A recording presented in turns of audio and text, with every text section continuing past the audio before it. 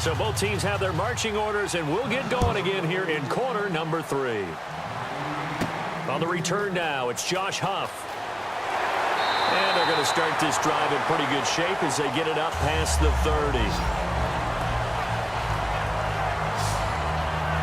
Here comes the 49ers offensive unit as they'll have it first to begin this third quarter. They're down here, but very much in this game. What's the tonality of a coach's talk when a game is within striking distance like this at intermission? Typically, what they're doing is emphasizing the things that went well in the first half and wanting more of that. Sure, you've got to go over some of the errors and clean up some things because there's a reason you're down. But overall, I think they want to stay positive, stay up with this team. We're just starting the second half, and we've got the football. Let's go ahead and punch it in, and then we'll take it from there. See how that recipe works.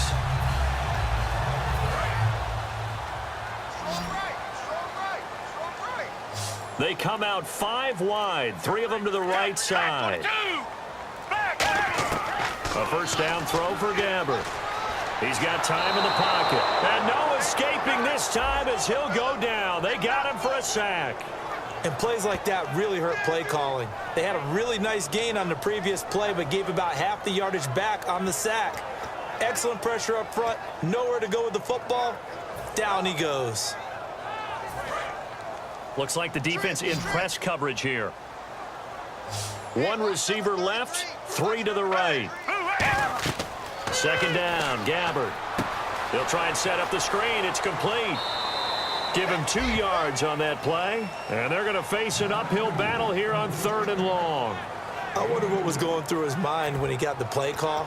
He just got sacked on the previous play. He knows they're coming after him again. A little bit of guts to stand in there, take the hit, and successfully complete the screen pass. Really well done. Short of the sticks after that completion, and now it's 3rd down for this offense.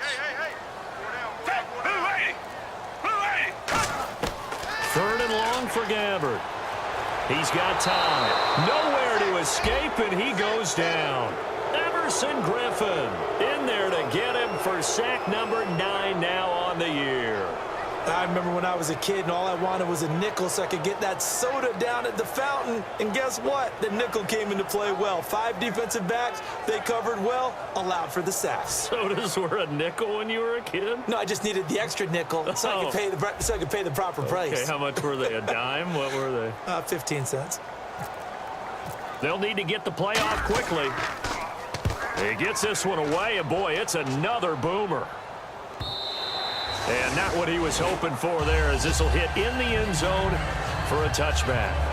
Now we take a glance at the offense as they work their way back out for their first possession of the second half. They were able to get the ball back here, didn't surrender any points. Now they'll look to add to that lead. Yeah, how about the boost the defense gave them? Going right out on the field, shutting them down, not giving up any points, and turning the ball back over. They want to do their part now and show them a little respect and some gratitude by scoring some points. And to get a little more cushion.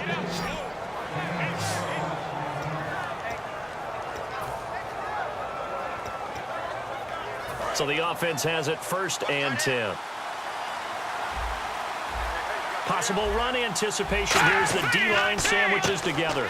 Here's McKinnon. Trying to find a lane, but instead he'll get back to the line of scrimmage and no more. It's a loss of a yard there, and now 2nd down. Partner, I think the easy thing now would be to just abandon the run and start throwing the football at all costs. But I've been in so many games where it doesn't work running the ball, and then something pops, and now you get something going. I'm not so sure to just abandon your game plan this early in the second half. And this one complete to Seth Roberts.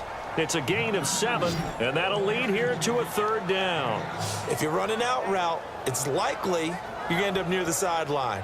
And what did we just see there? Toe tap. You got it. The benefits of practice. Toe tapping, foot dragging, picking it up, and making sure it was a catch. It's a 5-receiver set. 3 to the left, 2 to the right. Out of the gun now on 3rd down. And this is going to be incomplete. Stephon Diggs, his intended receiver. And it's 4th and 4.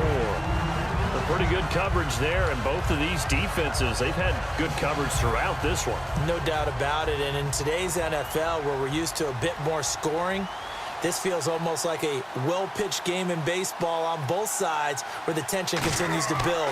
Who's going to make the big play?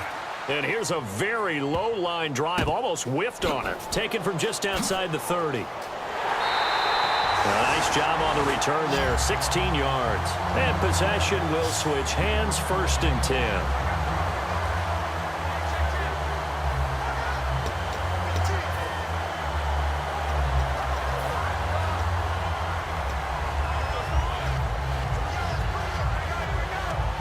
The 49er offense now making their way out onto the field. And a tight game after punting last time. See if they can get something going on this drive. As they head to the field now, with the game this close, you've got to feel there's a sense of urgency for them going on offense right now. But they have to do it without letting panic creep in and affect their play. Well, and tapping those toes, he tried to get both in bounds. He could not do it, though. In tap dance parlance, could not complete the shuffle. All right, needed to get that shuffle down with both feet, not just one. Is that what they say? There it is. You know, put a little sand down on the stage. I'll take your word for it, my man. In recent years, the slot receivers really gained stature in the NFL because they can do so many things. Yes, they can line up wide like your normal wide receiver, but to have that kind of courage and toughness to run routes in the middle of the field and become dependable targets for their quarterbacks and move the sticks, those guys are worth their weight in gold.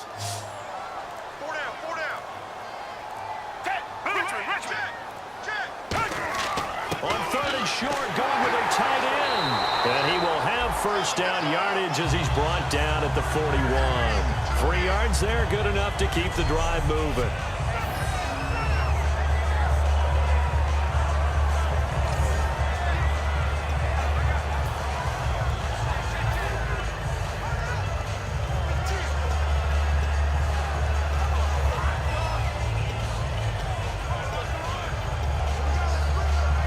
So the run gets them the 1st, and now they operate with a fresh set of downs. And the slot man goes in motion left. Play clock winding down. They'll give it to him right up the gut.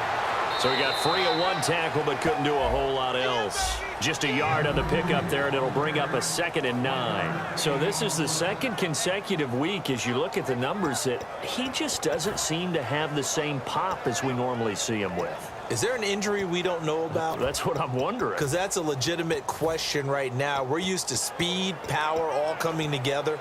And what I've always loved about him is his vision. You know, last week he didn't have that as well. Always thought he was picking the wrong hole to try and run through. And his blockers, they seem to be getting him to the right place, but he picked the wrong spot. We're seeing some of that again this week. Can they snap it together? Can they get back in sync? Because normally we see them go together very, very well. 1st down marker at the 31. It's 3rd down.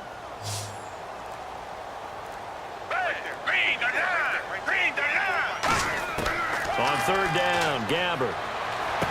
Caught right side, Jerron Brown.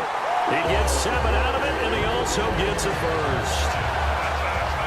That was a nice completion on an out route, and those types of plays are the result of arm strength by the quarterback and timing by the receiver. McDonald, the man in motion. The play clock's running down. They'll run it now out of the gun. And he's going to bring this one down to right about the 20-yard line. Give him 9 on the carry that time, and they're set up with a 2nd and 1. Some runs are blocked so well, you almost forget that someone has to carry the ball to gain the yardage. The leverage by the offensive line to create space up front, really well done. And after the play on the ground, that brings up 2nd down here.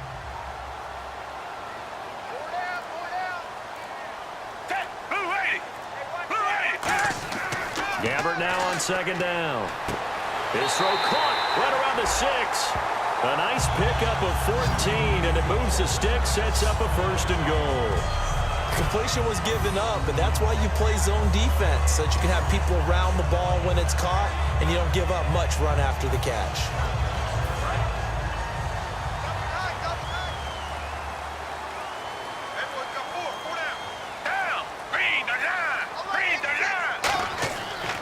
They'll give it to him right up the gut.